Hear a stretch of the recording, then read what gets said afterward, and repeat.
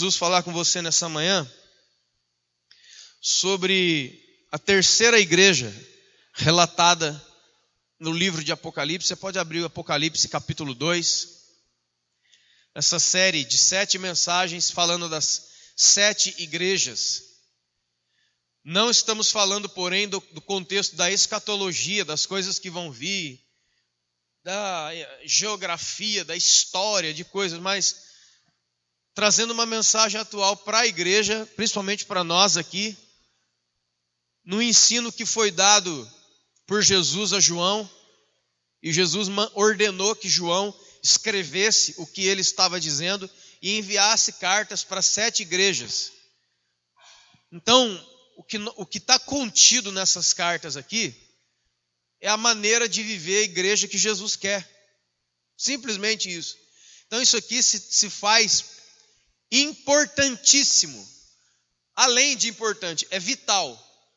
Porque observando os erros e acertos daquelas igrejas, a gente pode transformar isso numa direção certeira para os dias de hoje. Embora faça 2000 anos atrás que isso aqui foi. Nós já falamos que as igrejas ficam na onde é a Turquia hoje, elas eram muito próximas umas das outras, essas coisas você pode ouvir nas mensagens que nós já passamos. E uma pessoa, eu gostaria de dizer isso, uma pessoa me perguntou no meio da semana, poxa, semana passada não teve a mensagem, eu falei, olha, precisei sair e tal, ia estar ajudando uns irmãos em outra cidade.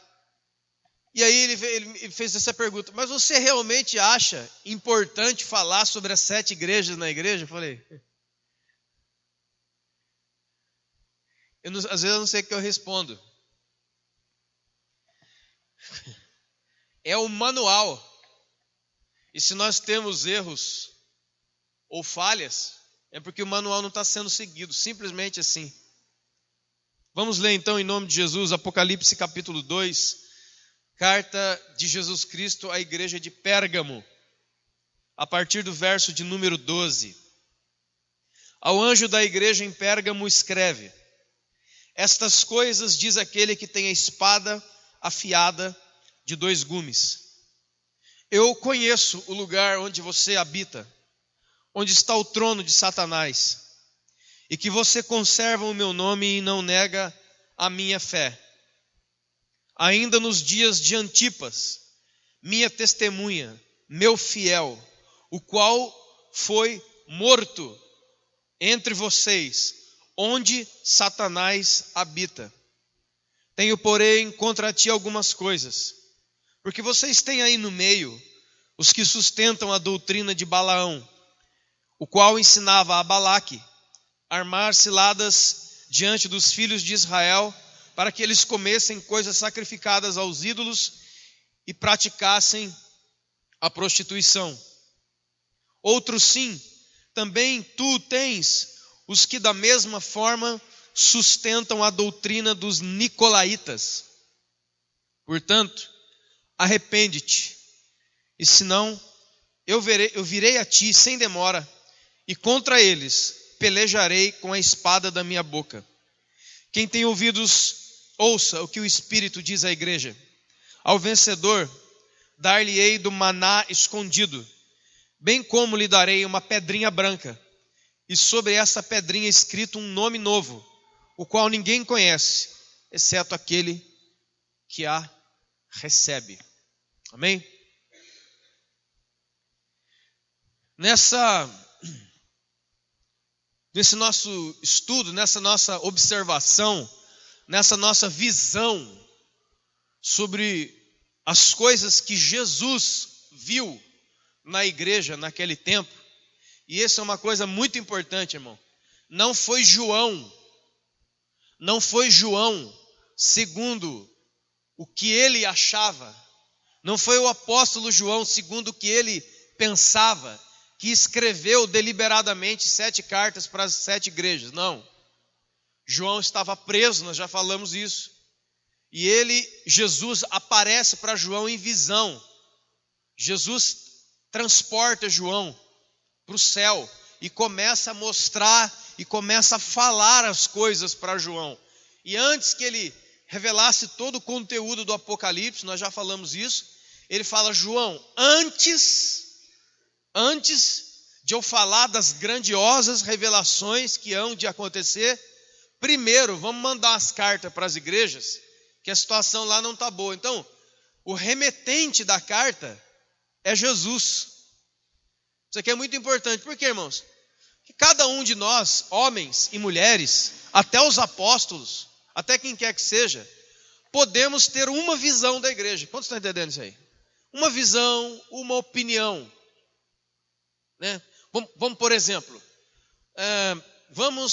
vamos fazer adoração a Jesus. Vamos estar aqui, vamos abrir aqui o prédio. Vamos fazer, por exemplo, que a pessoa fala, vamos fazer 24 horas de adoração e intercessão. Tem gente que não gosta disso aí. Ele olha para adoração e intercessão, ele acha que aquilo ali é perda de tempo, aquilo ali. Que a gente tinha que estar entregando comida na rua.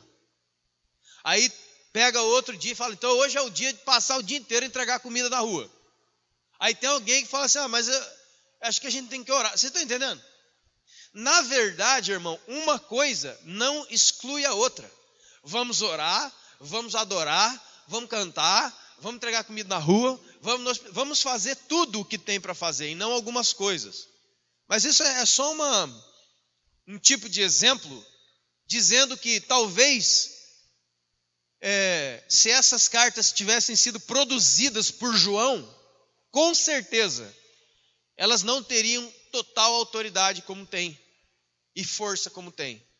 Embora João falasse inspirado pelo Espírito Santo, o que eu quero dar um enfoque é que as cartas são de Jesus, o olhar é um olhar de Jesus, a análise é uma análise de Jesus, as promessas são promessas de Jesus, né? A exortação é uma exortação de Jesus, é tudo de Jesus. Amém? Então isso aqui faz isso aqui se transformar numa coisa que você tinha que ter de cor.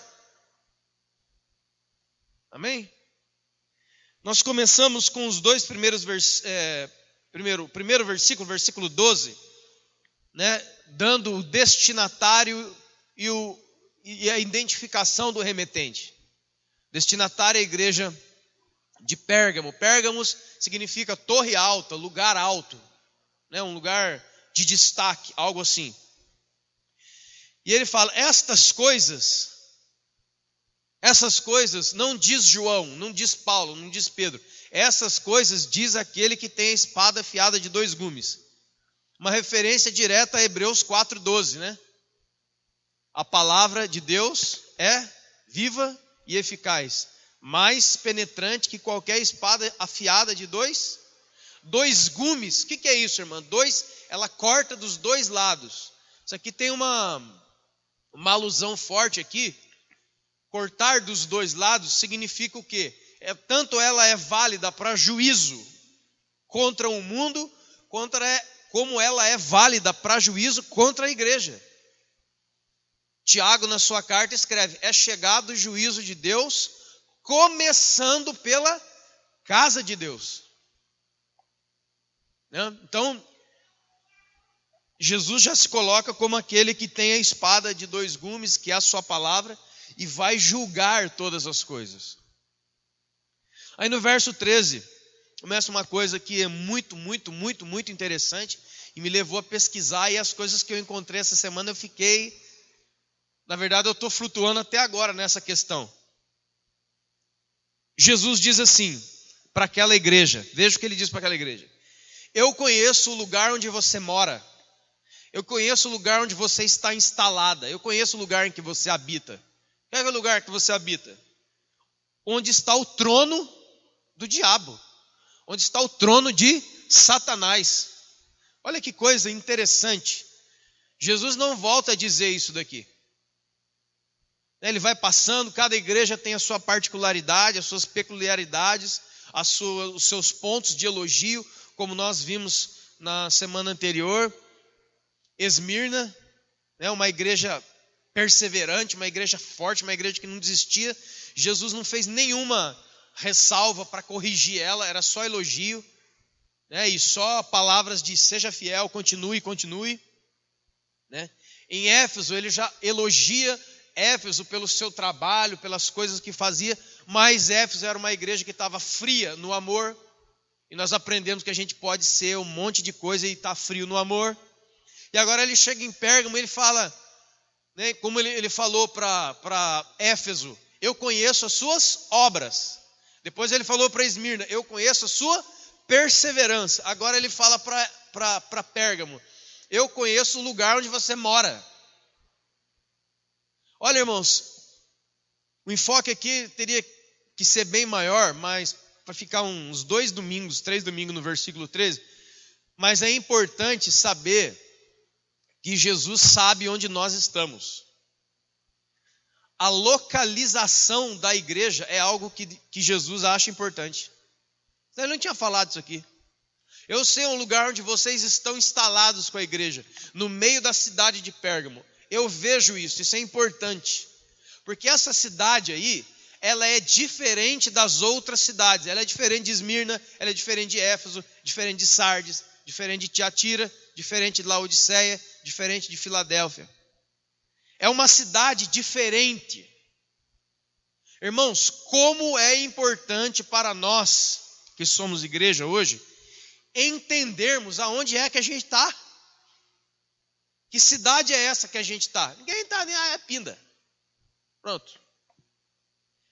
Aqui fala-se de um entendimento espiritual da cidade.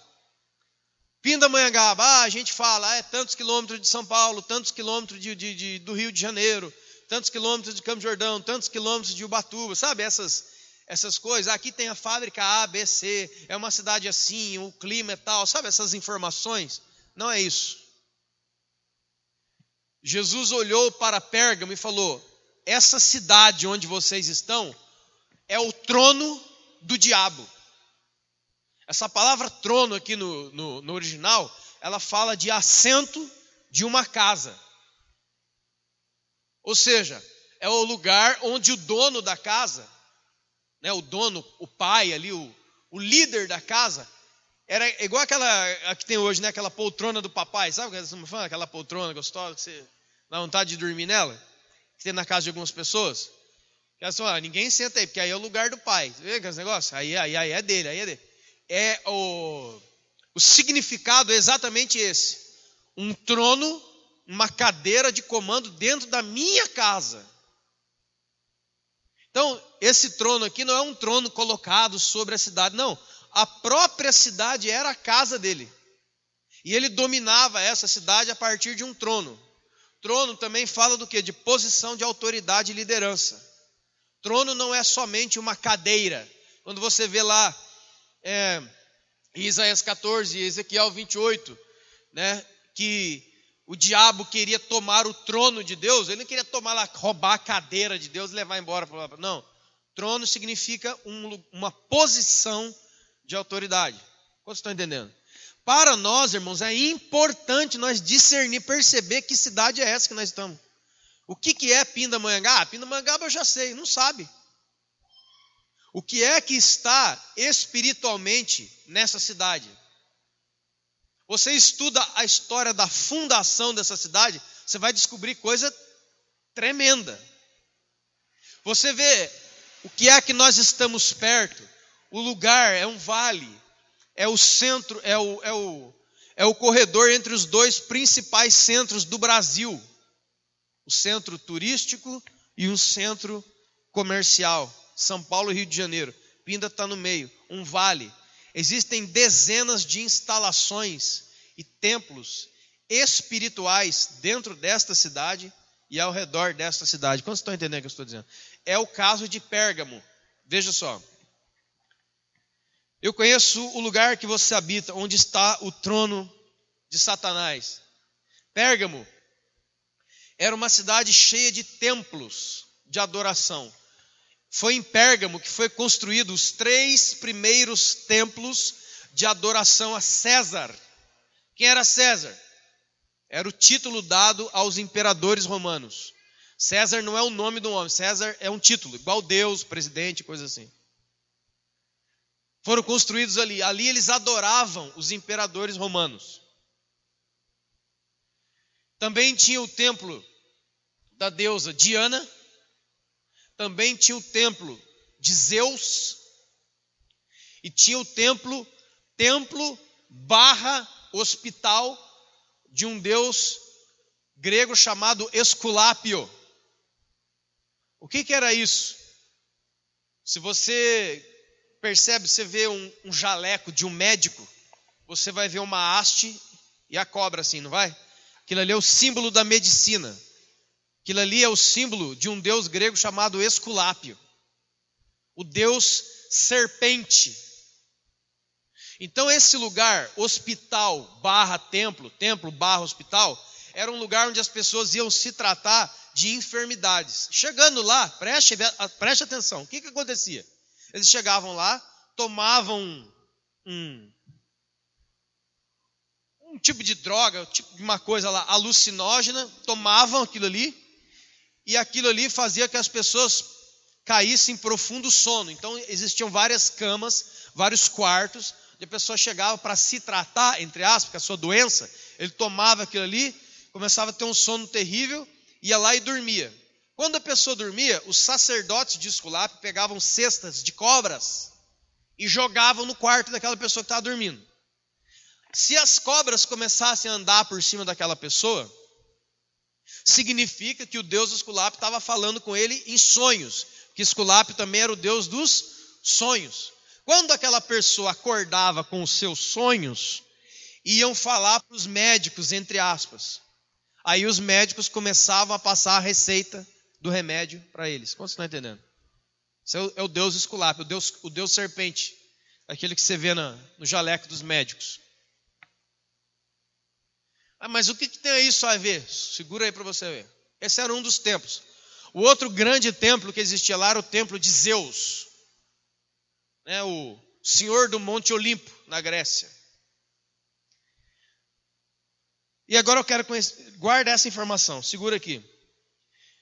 Vocês estão numa cidade, vamos traduzir, vocês estão numa cidade espiritualmente muito carregada, onde há adoração a um falso Deus, há adoração ao diabo. Você tem que entender isso aqui, irmão. O apóstolo Paulo falou que o ídolo nada é, mas aquele que adora ídolo adora demônios. Adora demônios. Então, se a adoração na igreja atrai a presença de Deus, a adoração ao diabo atrai quem? Basta você ver alguns tipos de religião que tem por aí, que ficam lá adorando e chamando espíritos demoníacos. Você já sabe o que acontece. Então, Pérgamo era isso. Mas tinha uma igreja ali no meio. Isso também é uma mensagem muito importante para nós. Nós, como Jesus falou, Pai, oração de João capítulo 17, Pai, eu não peço que o Senhor os tires do mundo, mas sim que os livre do mal. Nós somos luz para as trevas. Nós não temos que colocar a igreja, as melhores igrejas, nos melhores lugares, entre aspas. A igreja tem que ir nos lugares onde tem trevas, que é ali que tem que brilhar, porque a turma está tudo. Essa era Pérgamo, e ele fala, mas você conserva o meu nome no meio desse negócio. Irmãos, isso aqui é uma coisa muito importante. Sabe por quê, queridos? Todos nós temos lutas. Mas a grande maioria das nossas lutas vem de onde? Número 1, vem do nosso não entendimento da verdade e do meio. Porque talvez você entende muito da Bíblia, talvez, mas você não entende do meio, onde você está. Aí você vai dançar.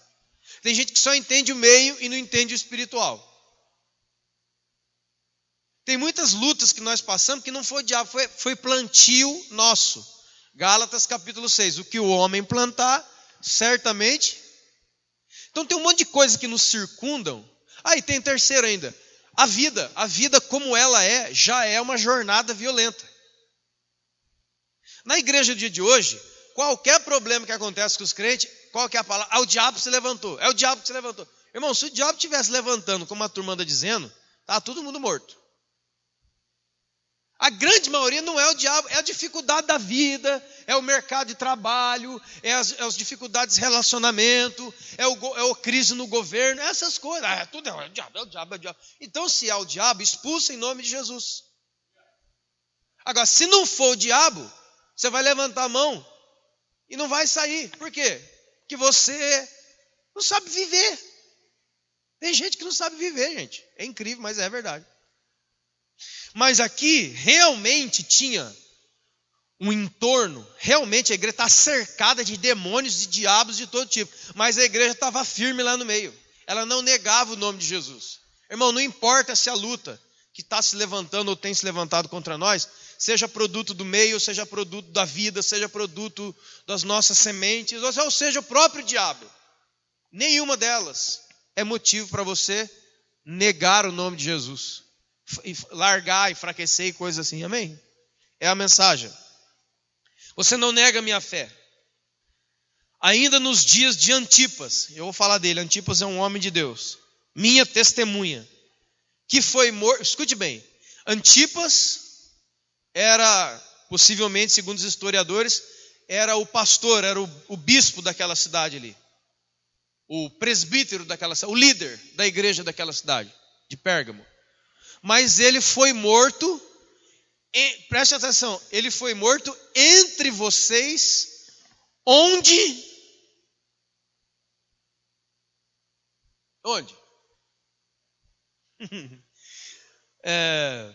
Onde Satanás habita. Veja que muda um pouco. Na primeira parte diz, eu conheço o lugar onde você habita, onde está o trono de Satanás. Aí fala, mas Antipas, ele foi morto entre vocês, onde Satanás habita. Mudou. Jesus começa, onde a igreja habita, e agora é onde Satanás habita. Ou seja, havia um lugar dentro daquela cidade, onde era a casinha, era o endereço mesmo. Você quer mandar a carta para o diabo, não é para mandar para a cidade, que tem muitos domicílios em Pindamonhangaba. Mas tinha uma casa, na rua tal, no bairro tal, no número tal. Ali ele morava. Que lugar era esse? Era o templo de Zeus, o deus grego do Olimpo, pai de todos os outros deuses. É tudo diabo. O que aconteceu com Antipas, irmão? Preste atenção. Antipas, sabe aonde que pegaram ele? Lá no templo de Esculápio. Sabe o que ele estava fazendo no templo de Esculápio? Orando para Jesus curar as pessoas antes que as pessoas entravam no templo. E aí o que está acontecendo, irmão? Igual Atos 19. Jesus estava curando todo mundo antes de entrar naquele templo de feitiçaria lá. O que os sacerdotes de Esculápio fizeram? Vamos pegar ele. Porque diz a história que um dos sacerdotes teve uma visão, entre aspas, onde o deus Esculápio, entre aspas, aparecia e dizia, vocês têm que acabar com esse homem aí, ó, porque ele está expulsando os meus espíritos de cura. O diabo também tem espírito de cura, irmão. Tem muita gente sendo curada pelo poder do diabo. Mesmo que seja uma cura momentânea, mas tem, viu? Tem. Isso é coisa antiga, ó. Então os demônios apareceram no sonho de um sacerdote lá e mandaram pegar o Antipas. Pegaram ele. Sabe o que fizeram com ele, irmão? Levaram ele para o templo de Zeus. Por que levaram ele para o templo de Zeus? Por que não mataram ele dentro do templo de Esculápio? Porque o templo de Esculápio era um templo de cura. E no portal central do templo de Esculápio estava escrito assim, ó, a morte não pode entrar aqui. Era um hospital. Então o sacerdote falou, não podemos matar ele aqui dentro.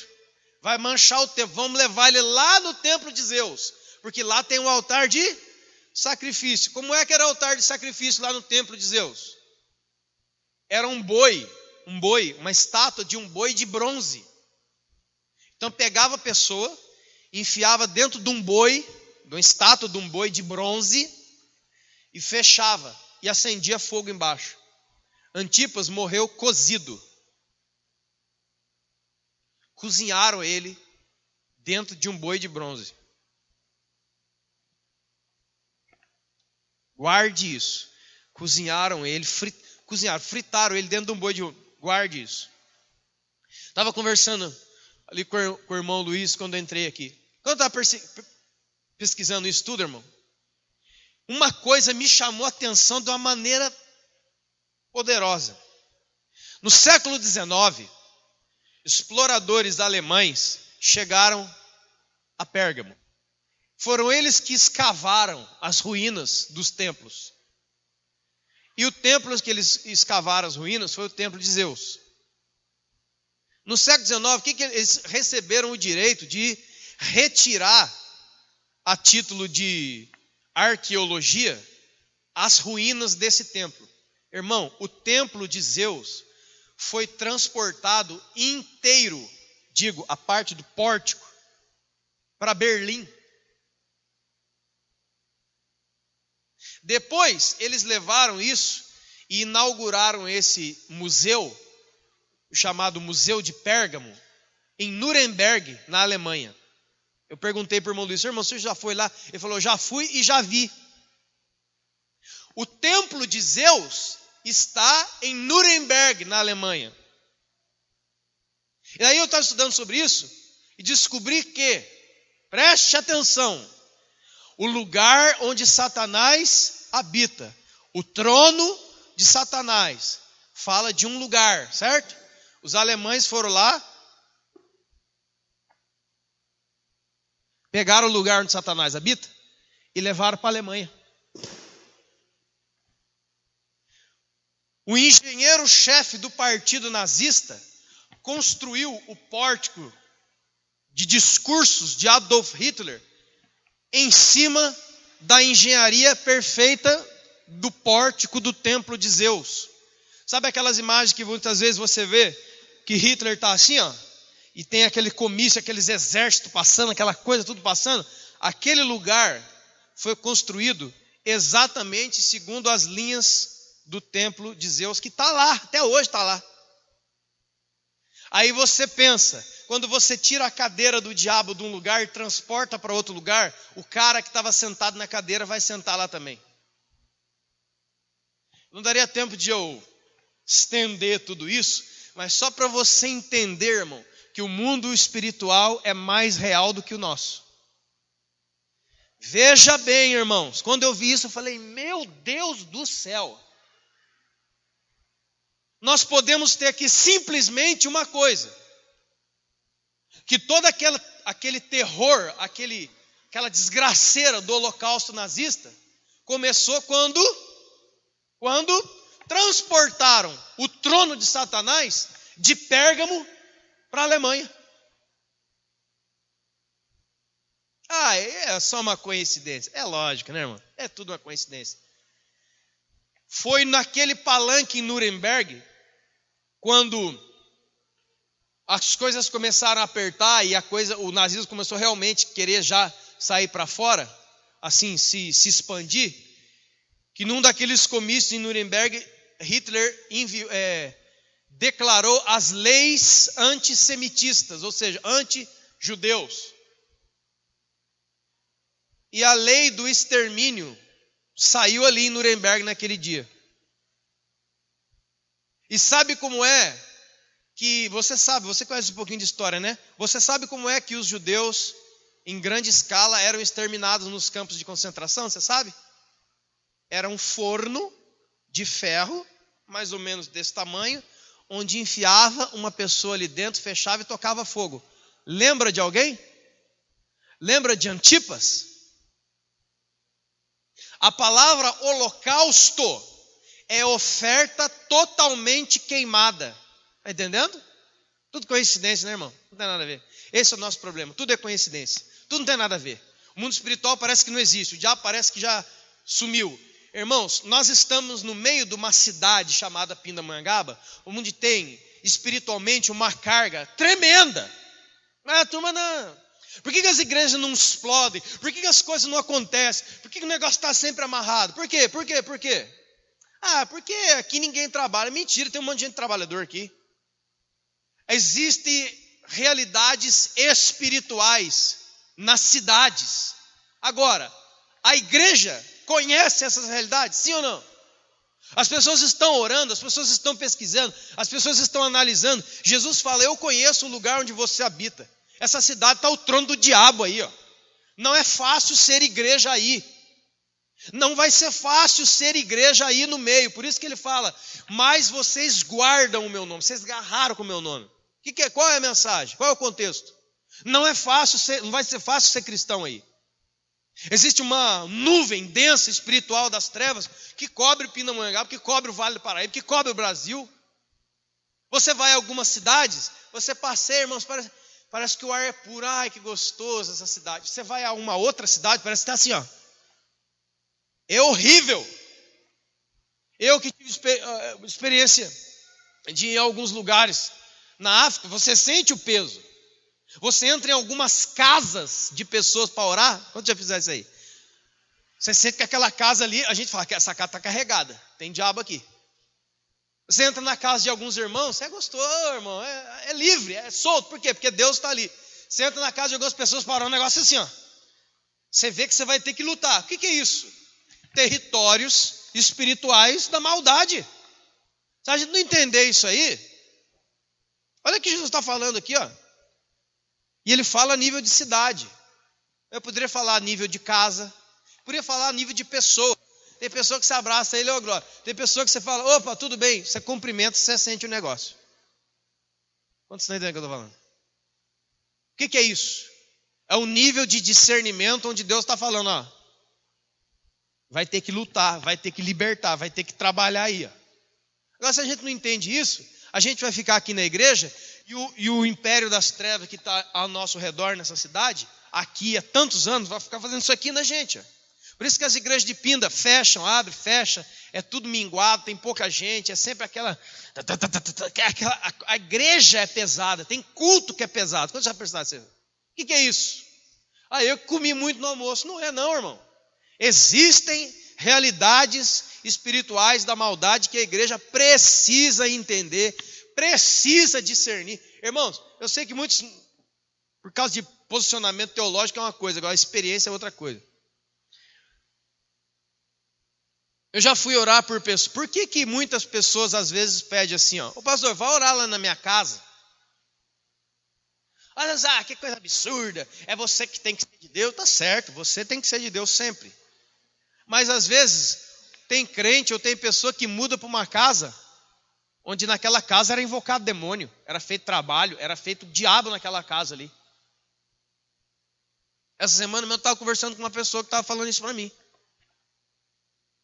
Que vira e mexe, escuta, o que é crente?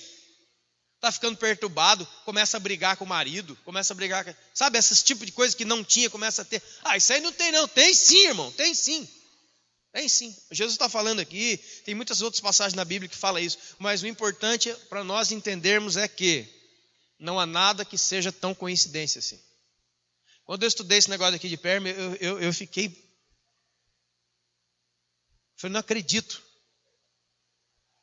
que aquilo ali no coração daquele homem foi fomentado, foi engrandecido, porque simplesmente ele pegou uma cadeira de um lugar e transportou 1.500 quilômetros para dentro da cidade dele. Aí o que aconteceu?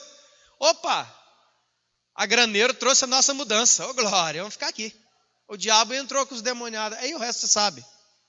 E é engraçado, irmão, é incrível como os judeus foram mortos exatamente como Antipas foi morto, num forno de ferro para ser queimado. Para mim é muita coincidência demais. Outra coisa, tenho todavia contra você algumas coisas, que aí no meio da igreja vocês têm aqueles que sustentam a doutrina de Balaão. Engraçado, né, irmão? Olha aqui, presta atenção, isso aqui pode salvar você. Dentro da mesma igreja, existe gente que morre por Jesus e existe gente misturada com umas ideias estranhas. Dentro da mesma igreja. Gente que vem aqui, pastor, ora por mim, diz aqui, depois vai lá pedir não sei o que lá ali perto do Crispim ali. Eu conheci muita gente assim, irmãos. A gente orava para a pessoa, daqui a pouco a pessoa está tudo esculhambado novo. O que aconteceu? É que eu fui ali, eu saí daqui, eu fui ali em vez de vir eu comi na noite da pizza daqui da pedra, mas também comi a noite da pizza ali do Melo. Tava bom. O tempero é igual, só que tinha um passe ali, mas tá tranquilo. Dentro da mesma igreja, tinha pessoas que pagavam com a própria vida por amor a Jesus, e tinha gente misturado com doutrina de Balaão e misturado com doutrina de Nicolaíta. Doutrina de Balaão, o que é isso? Quem era Balaão? Foi um profeta de Deus. Você vê a história dele lá em Números 22 até o número 25. Números capítulo 22 até o capítulo 25, você vai ver a história de Balaão. Balaão era um profeta de Deus. Ele é o mais famoso, conhecido como aquele que a mula falou com ele, né? A mula falou com ele. E eu costumo dizer que no caso de profetas, no caso de homem de Deus, no caso de pessoas que são líderes, o mais difícil não é a mula falar, é ele ouvir. Nós temos um problema na igreja, grande. Pessoa que é líder não ouve mais ninguém. Então o problema não é a mula falar, o mais difícil para Deus é ele ouvir. A gente conhece pela história de Balaão, mas Balaão chegou, ele estava no meio do povo de Deus, era um profeta de Deus, e chegando ali perto das campinas de Moabe, dos Moabitas, o rei Balaque foi ao encontro dele. Por quê? Porque o rei Balaque, rei dos Moabitas, já sabia que o povo de Deus era indestrutível. Por quê? Porque Deus estava lá no meio deles. Aí ele foi consultar o profeta de Deus, falou, como é que a gente... Veja a pergunta do diabo, como é que eu faço para ganhar do povo de Deus? Ele foi perguntar para o profeta de Deus, como é que eu faço para destruir o povo de Israel, hein? Aí o profeta Balaão fala 3 ou 4 vezes, o povo de Deus é indestrutível.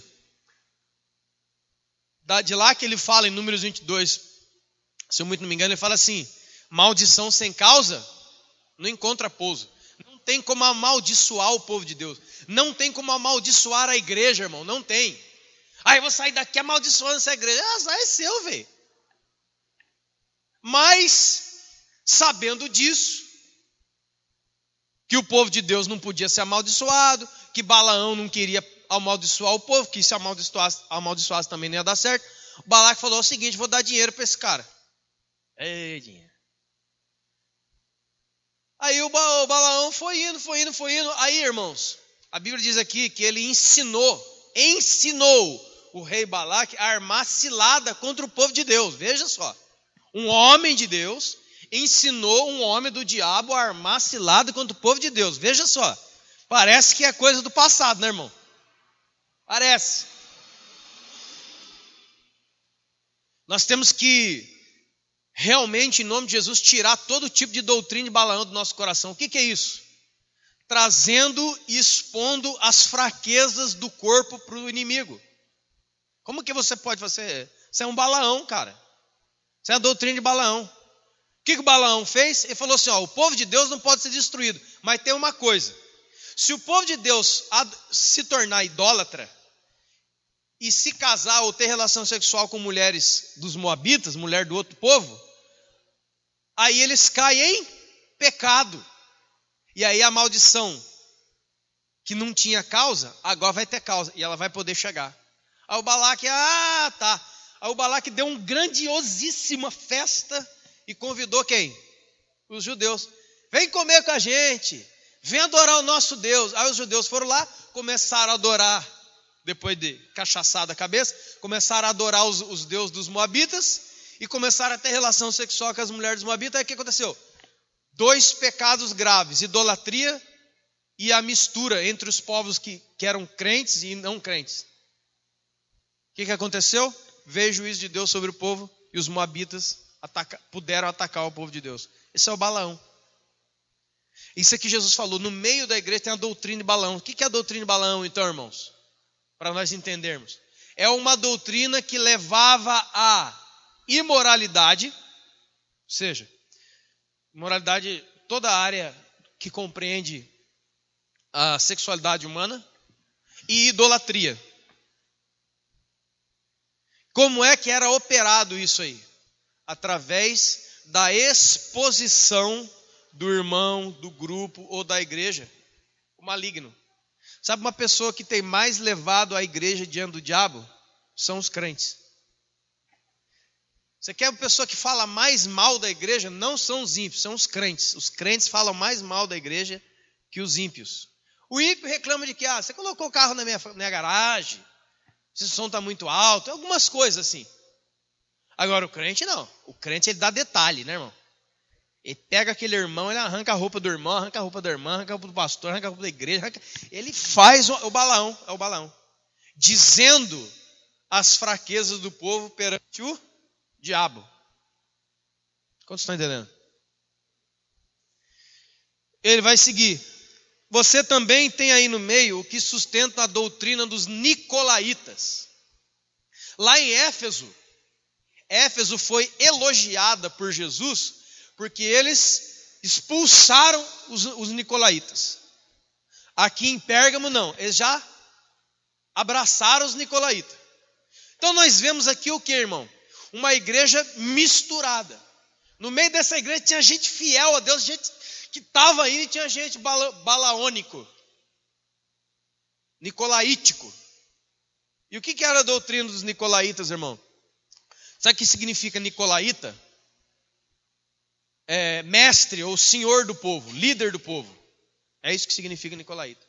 Foi daqui, irmão, escute bem, que saiu a doutrina do clero e dos leigos. O que é o clero? Os líderes. Roupas diferentes, roupas púrpuras, aquele chapelão na cabeça, aquela coisa. E toca a música para ele entrar. E vem a reverência. Os homens de Deus, os representantes, aí vem, aquela coisa. E os leigos, é o bando de bobo, bando de burro, que não tem inteligência nenhuma. E é o seguinte, o que de Deus vocês puderem conhecer, só podem conhecer através de mim. Isso aí é os nicolaítas. Quando Deus chamou, por exemplo, em Efésios capítulo 4, versículo 11, e Deus deu para apóstolos, profetas, evangelistas, pastores e mestres. Quando Deus deu para a igreja, foi o diabo que deu o pastor para a igreja, irmão. Aqui é todo mundo de Deus, mas esse líder só pode ter sido enviado pelo diabo. Não foi não. Os ministérios foram dados por Deus, ponto, na outra linha. Mas ele foi dado para servir a igreja. Não para dominar a igreja, como o nicolaíta, que significa líder ou dominador do povo. Lembre o que Pedro diz a respeito disso. Pastoreai o rebanho de Deus que há entre vós, não por sorte da ganância, mas como exemplo. Não como dominadores daqueles que vos foram confiados. Não é como um dominador, é como um servo. Lembra de Jesus? Quem lembra de Jesus aí? Oh, glória. Então, olha para Jesus. Como é que ele andava no meio da igreja? Como um servo. Ele mesmo falou, o maior dentre vós é o vosso servo, sou eu. Jesus falou, eu não vim para ser servido, eu vim para servir e dar a minha vida em resgate de muitos. Lembra? Isso é Jesus. Aí chegam os pastores do dia de hoje, os líderes do dia de hoje, e ele bota Jesus para trabalhar para ele. A doutrina dos nicolaítas, ela fazia um racha na igreja, dizendo, aqueles homens são os homens especialíssimos. E vocês, você é um povão aí, ó. Olha aí, olha o irmão aí. Mas aquele não toca música. Eles estão chegando. Aí é uma roupa diferente, é um paramento, é tudo diferente. Por quê? Porque eu tenho que mostrar que eu sou diferente de vocês. É a doutrina dos nicolaítas. Daqui foi um pezinho, bem curto, para o surgimento da Igreja Católica Romana. Porque a Igreja Católica Romana é isso aqui. Mas a Igreja Evangélica Brasileira também é. Vou te dar eu podia, irmão, virar noites falando isso aqui. Vou te dar um exemplo do que eu vi um tempo atrás na internet, de um daqueles homens que é considerado uma das lideranças mais proeminentes no Brasil. Preste atenção. Ele declarou sobre ele mesmo que ele não é nem apóstolo mais, ele é pai apóstolo. O que é isso? É pai de apóstolos. É um louco, é um demônio. Irmão, porque, escute isso aqui, todo pastor, todo líder, todo bispo, apóstolo, todo alguém que não está, que a cabeça dele não é Jesus, a cabeça dele é o diabo.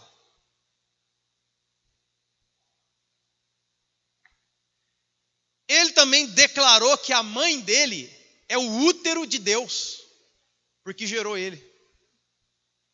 Esse homem é um dos homens mais... Você vai ali, ó, do Tocantins para cima, ele é o dono de tudo aquilo ali. Ele veio um tempo atrás aqui no Brasil, alugou um estádio, porque os caras alugam estádio. E ele falou assim, escute bem, está lá no YouTube, lá, irmão, está tudo lá. Vou mostrar para vocês, igreja, o que é fidelidade aos seus líderes. Sabe o que ele fez? Ele pegou a mão de sal, sabe o que é sal? Sal, iodo. Pegou uma mão cheia de sal, o estádio inteiro, irmão, lá. Ele foi lá, estendeu a mão. Vou mostrar para vocês o que é fidelidade ou liderança. Aí eles trabalham lá naquele negócio do G12. Não estou criticando o G12, mas ele é uma pessoa que trabalha. Aí ele chamou os 12 discípulos dele, e essas 12 pessoas lamberam o sal da mão dele, dizendo, nós somos fiéis a esse homem. Sabe o que é isso aí? Doutrina dos Nicolaitas. Isso é diabólico, isso é demoníaco. E se você puder voltar hoje no culto à noite, venha, que nós vamos enfiar a faca até bater no osso, na questão de pessoas, e não são poucas, que estão arrebentadas por causa de feridas religiosas, feridas que foram produzidas na igreja, por homem de Deus, por mulher de Deus, por profeta, por revelador de palavra, revelador de CPF, essa turma que está andando por aí. Portanto, arrependa-se, senão eu vou entrar contra vocês e vou lutar contra vocês com a palavra da minha boca. Isso fala uma coisa muito importante para nós. Quando Jesus realmente está numa igreja, ele está lutando contra ela com a palavra. A palavra é a espada do Espírito. Jesus, a palavra que sai da boca de Jesus, que quebra o Balaão, que quebra o Nicolaíta, que quebra o diabo, que quebra a mentira, que quebra tudo isso. Quando é que Jesus está numa igreja guerreando? Quando a palavra dele está entrando e está arrepiando, está batendo. Ele fala, se vocês não se arrependerem, eu vou lutar contra vocês, não a favor. Veja só, irmão, o que Jesus fala para a igreja. Eu vou aí, ó. E ele fala assim para finalizar. Ele faz uma promessa agora, depois de ele ter se revelado, depois de ele ter analisado, depois de ele ter discernido e revelado, e depois de ele ter também emitido um juízo, um aviso, agora ele faz uma promessa. Olha como a mensagem de Jesus é completa, irmão. Vou fazer uma promessa para vocês que vencerem. É engraçado que em todas as cartas do Apocalipse, os últimos versículos, ou o último versículo, é dedicado a uma promessa. Jesus vai lá, fala, aponta o erro, tudo. E lá no final, o último versículo, ele sempre faz uma promessa. O que é isso, irmãos? Quando Jesus está na igreja, ele não fica só batendo. Porque parece que tem igreja, irmão, que os pastores ou pregadores ou sei lá o quê, a única diversão dele é bater no povo. Por isso que eu não gosto muito de ficar chamando gente de fora, e principalmente esses caras que estão nessa linha. Uma vez um cara falou para mim assim, o cara dito por milagreiro, homem de Deus, voa no céu, e coisa e tal. Ele falou assim, cara, eu não sei como é que você aguenta ser pastor, não. Eu não aguento ser pastor, não. Porque eu já chego na igreja, eu já chego chegando aço no povo. Esse estilo de pessoa, irmão, você não vai ver por aqui. Porque se o cara não é de Deus para pagar o preço no meio do povo e junto com o povo, ele também não vai vir aqui na nossa casa e ficar batendo em gente que ele não conhece a vida. Aí sai, vai pregar em outro lugar. É engraçado que quando Jesus fala, Jesus exorta, mas no final ele fala assim, mas para o vencedor, aquele que for fiel, aquele que andar comigo, tem promessa para ele, tem bênção para ele, tem coisa boa para ele, não é só pau, pedra. Parece que a gente é muito, parece que não é igreja. que é só exortação de manhã até de noite, não tem uma palavra boa.